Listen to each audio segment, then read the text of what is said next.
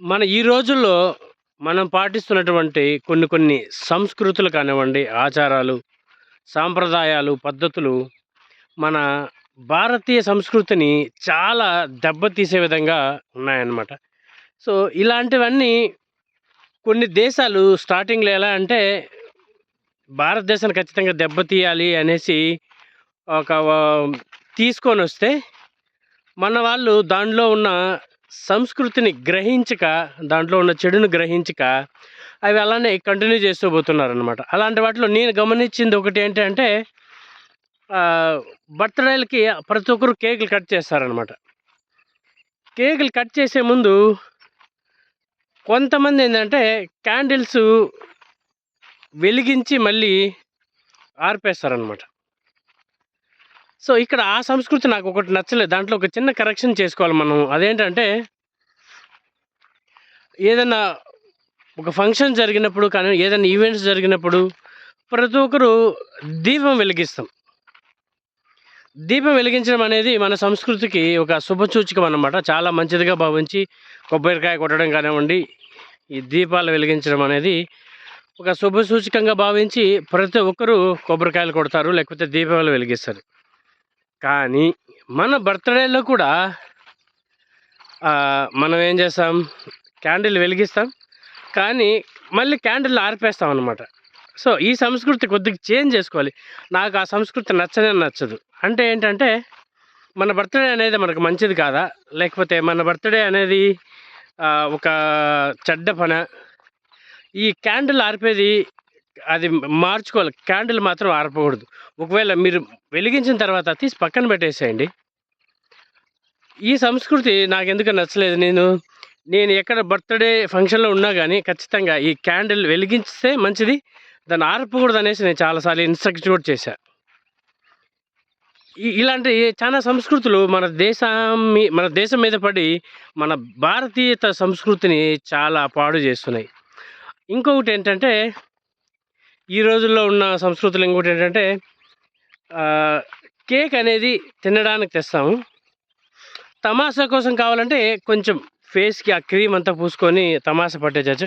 కానీ మనోళ్ళేం చేస్తున్నారంటే, కేక్‌నంతా తీసుకొని ఆ బర్త్‌డే చేసుకునే ఆ పర్సన్ మీద పూసేసి, వేస్ట్ చేసి, చల్లేసి ధూమ్ ధామ్ చేస్తారనమాట. సో, ఇలాంటి సంస్కృతులేంటంటే, మన భారతీయతను దెబ్బ తీయాలి అనే ఉద్దేశంతో కొన్ని దేశాలు మన దేశం పైన తీసుకొనొచ్చి ఈ విధంగా రచ్చ చేస్తున్నాయి. అది మన వాళ్ళు గమనించాలి.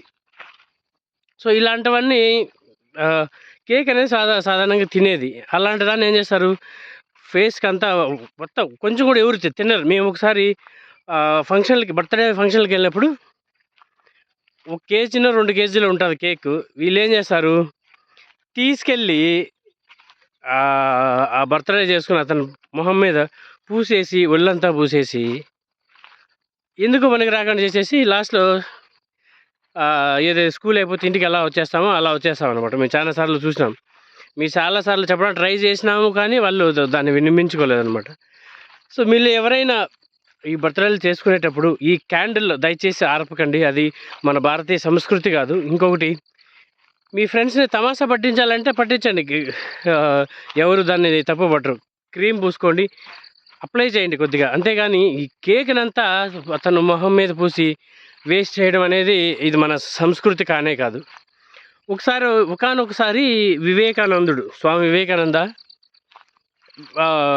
అతన్ని అడిగారంట వేరే ఒక ఫారినర్సు. మీ లేడీస్ ఇండియన్ స్త్రీలు షేక్ హ్యాండ్ ఎందుకివ్వరు అనేసి అడిగితే అతను చెప్పిందనమాట, భారతీయ స్త్రీలు చాలా గొప్పవాళ్ళు. వాళ్ళని టచ్ చేయాలంటే ఎంతో పుణ్యం ఉండాలి. చాలా గొప్పవాళ్ళు అనే ఒక పద్ధతిలో అతను రిప్లై ఇస్తాడనమాట. సో, అలాంటి సంస్కృతి ఈ రోజుల్లో మనకెక్కడా కనపడలేదు. మనం ఇన్‌స్టాగ్రామ్ చూసినా గానీ, మన కల్చర్ చూస్తే గానీ, అంతా ఫారెన్ కల్చర్ అలవాటు పడి పొట్టి పొట్టి డ్రెస్సులేసుకోవడం కానివ్వండి, దాన్నేమైనా వాడితే కల్చర్ అంటున్నారనమాట. సో, ఈ కల్చర్‌ని మన భారతీయ సంస్కృతి ఖచ్చితంగా దెబ్బతింటుంది. మీరు గాని గమనిస్తే యూఎస్‌లో కానివ్వండి, లేకపోతే ఫారినర్ కంట్రీస్ చాలామంది, బ్రిటన్ వాళ్ళు కానివ్వండి, చాలామంది మన భారతీయ సంగీతాన్ని నేర్చుకుంటున్నారు. ఇండియాకి వచ్చినప్పుడు వాళ్ళు శారీలు కట్టుకొని ఈ భారతీయతను అనుభవిస్తున్నారు.